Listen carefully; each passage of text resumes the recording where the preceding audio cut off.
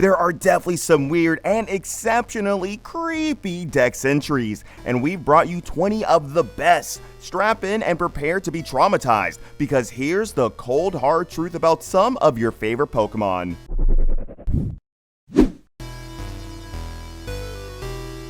Bennett, a doll that became a Pokemon over its graduate from being junk. It seeks the child that disowned it. If you ever wondered what a Toy Story horror film may look like, meet Bennett. There is so much to unpack with this Pokedex entry. First, toy dolls in the Pokemon world have some degree of sentience, and make sure you tastefully disregard them if you have to, because not only can they think, but these dolls can hold grudges. And this is exactly why you should never throw any of your toys out, because they may come back and throw you out.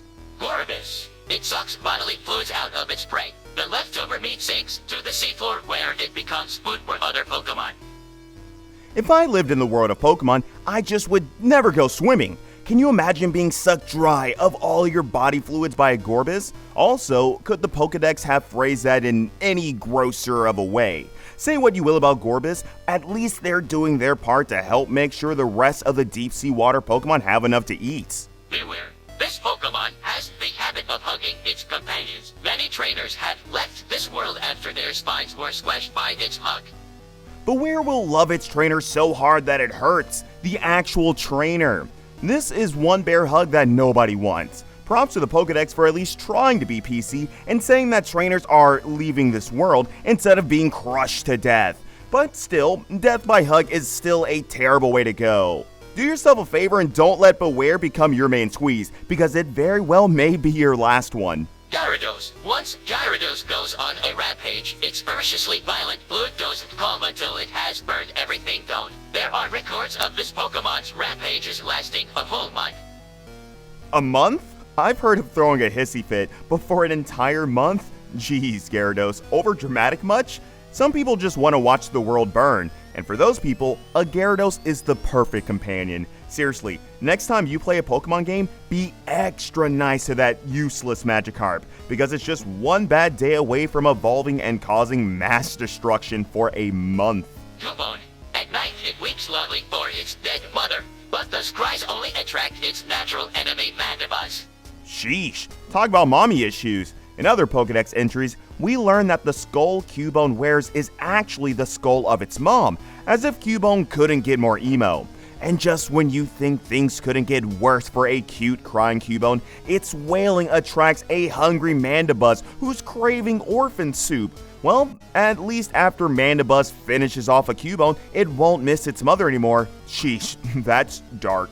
Gengar. Should you feel yourself attacked by a sudden chill, it is evidence of an approaching Gengar. There is no escaping it. Give up.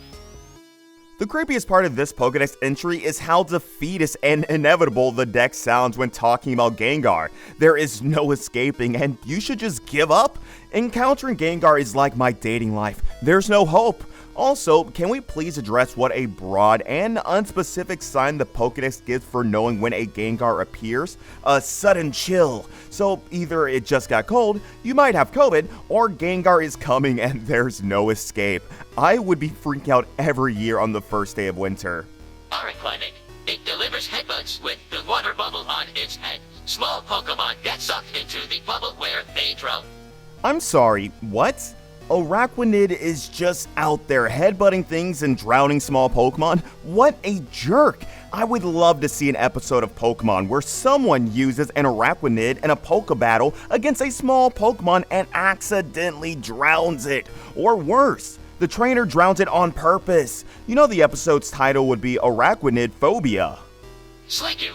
It has trouble drawing a line between friends and food. It will calmly try to melt and eat even those it gets along well with. The lump on its back holds its tiny brain. What a sweet and terrifying Pokemon. You know your Sliggoo loves you if he's trying to melt and eat your face off. Does this mean Sliggoo's trainers have to periodically insult or beat their Pokemon to make sure it doesn't consume them? You know the saying, a happy Sliggoo means a dead Sliggoo trainer. That's terrible, because Sliggoos really don't mean us any harm, they're just really stupid. Yamas. Each of them carries a mask that used to be its face when it was human. Sometimes they look at it and crave.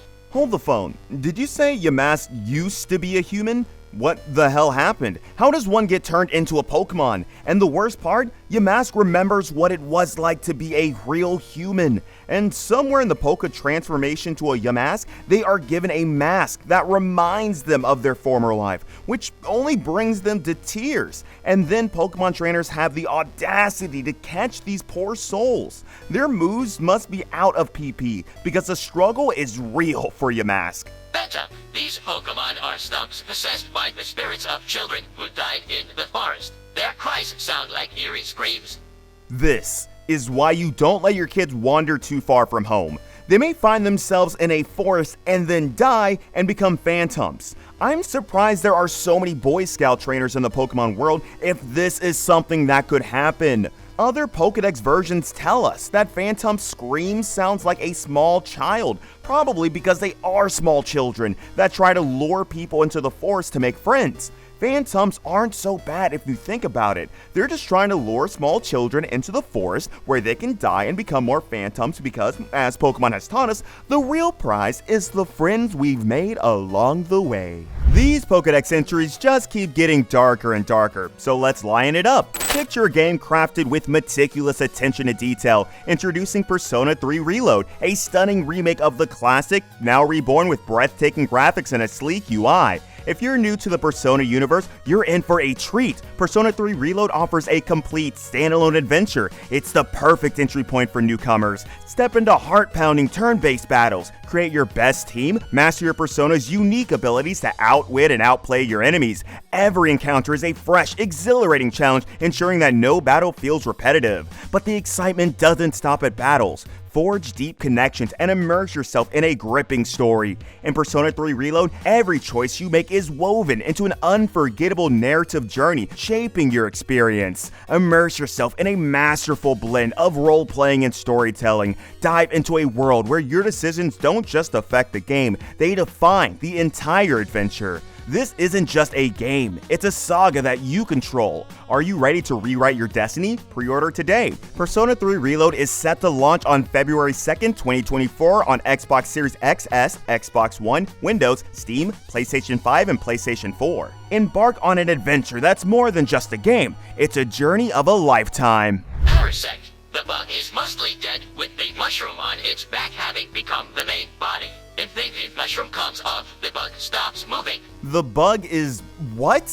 You mean cute little Paras didn't grow up when it evolved? It was just a little bug that had toxic mushrooms growing on it that were slowly sapping its life energy away, and by level 24, the bug is all but dead and the mushroom is in full control?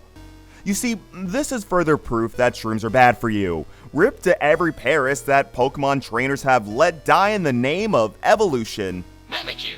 A gust of light reveals what hides under this Pokemon's rag to a passing trainer who went home and died painfully that very night. The creepiest thing about this Pokedex entry is how little information is actually given. The more you read it, the more questions you have. What was under Mimikyu's rag that led to a trainer going home and dying painfully? What did he see? What killed him? Will I ever be able to sleep again after reading this Pokemon entry? Cue the Pokemon episode where a trainer orders his Pidgey to use Gust on a Mimikyu, reveals what's under the hood, and then that trainer dies painfully the next day. The episode's name, Mimic Killed. Basculigin. Glads itself in the souls of comrades that perished before fulfilling their goals of journeying upstream. No other species throughout all the zoo's rivers is Basculigin's equal. Talk about carrying a lot of baggage. Basculigin carries the souls of all its dead friends who didn't meet their goals of swimming upstream, which is kind of a dumb goal, if we're being honest. No species in the Hisui's rivers is Basculigin's equal when it comes to needing therapy. Seriously, I used to think his face looked really rough, but he's not doing so bad for a guy carrying the souls of a bunch of dead fish. It does make you wonder though, how many dead fish souls does it take for Basculigin to realize that swimming downstream is easier? Houndoom. If you are burned by the flames it shoots from its mouth, the pain will never go away. I'm sorry, did you say the pain from a Houndoom's fire will never go away? Why in the fiery home of the Houndoom are we using this Pokemon in battles? I can just hear it now. A Pokemon gets burned by Houndoom's flamethrower. The trainer tries to use a burn heal and tries to take it to the Poké Center, but Nurse Joy has to pass on the news. I'm sorry, but your Pokemon is just burned forever. How do you even train your Houndoom? What if it accidentally singes you? Well, now you're burned forever too. Talk about a rough Pokemon. Okay, I'll see myself out. Gorgeous. It enwraps its prey in its hair-like arms. It sings joyfully as it observes the suffering of its prey. Gourgeist sings joyfully while it watches its prey suffer? Wow, what a psychopath. How would a Pokemon breeder advise a trainer to take care of this Pokemon? Its favorite month is October, he likes scary movies, and oh yeah, your Pokemon really delights in bringing pain and suffering to others. Remember, good trainers do what they can to make their Pokemon happy. Golbat. It loves the blood of humans and Pokemon. It flies around at night in search of neck veins. I'm sorry, Pokemon and humans? I was okay with Golbat sucking the blood of other Pokemon, because somehow in the games, Pokemon on Pokemon violence has never been an issue. But you mean to tell me that in the world of Pokemon, where we send people off on their journeys of the ripe age of 10, Golbats are just flying around at night sucking the blood of random humans? Alright, fine, I am never going into a cave ever again. Frostless. When it finds humans or Pokemon it dislikes, it freezes them and takes them to its chilly den, where they become decorations. Wow, in a world where mankind finds a way to capture and enslave Pokemon, Frostlass has found a way to really flip the script on that one. What happened to Jimmy? Oh, he went to the ice cave and pissed off a Frostlass, and now he's a wonderful coat rack in that Frostlass's home. This really brings a new meaning to gotta catch them all. It really makes you wonder, what happens to the Pokemon of a trainer that gets frozen and put on display in a Frostlass's den? Duskull. It loves the crying of children. It startles bad kids by passing through walls and making them cry. Well, that's really messed up. Nothing brings a Duskull more joy than the crying of children. Duskulls are just out here trolling bad kids like a rude YouTuber in his mom's basement. In fact, in the Pokemon world, trolly YouTubers are probably a Duskull's favorite kid to mess with. Let it be known, leave us a nice comment, otherwise a Duskull will pop out of your wall and freak you out, and it'll love every minute of it. Hypno. When it is very hungry, it puts humans it meets to sleep, then it feasts on their dreams. What in the Freddy Krueger turn into a Pokemon is going on here? Hypno is just out there putting people to sleep and snacking on their dreams.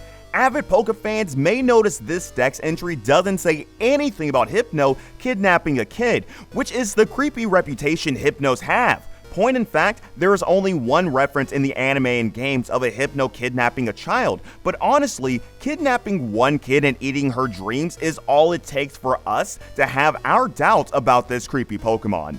Drifloon. Stories both that it grabs the heads of small children and drags them away to the afterlife. It dislikes having children. Excuse me? While I go pop every balloon that a child is holding just in case it's a Drifloon. Wow, Hypno and Duskull step aside. This is definitely the creepiest Pokemon. Luring them as a fun balloon and then dragging them away to death. Also, it's not talked about much, but it's kind of rude that Drifloon fat shames kids. Can you imagine being on a school field trip, your class runs into a swarm of Drifloons, and you're the only kid that makes it home because none of the Drifloons wanted to carry your fat ass? That has to be the most embarrassing way to survive. If you ever thought it'd be fun to live in the world of Pokemon, think again.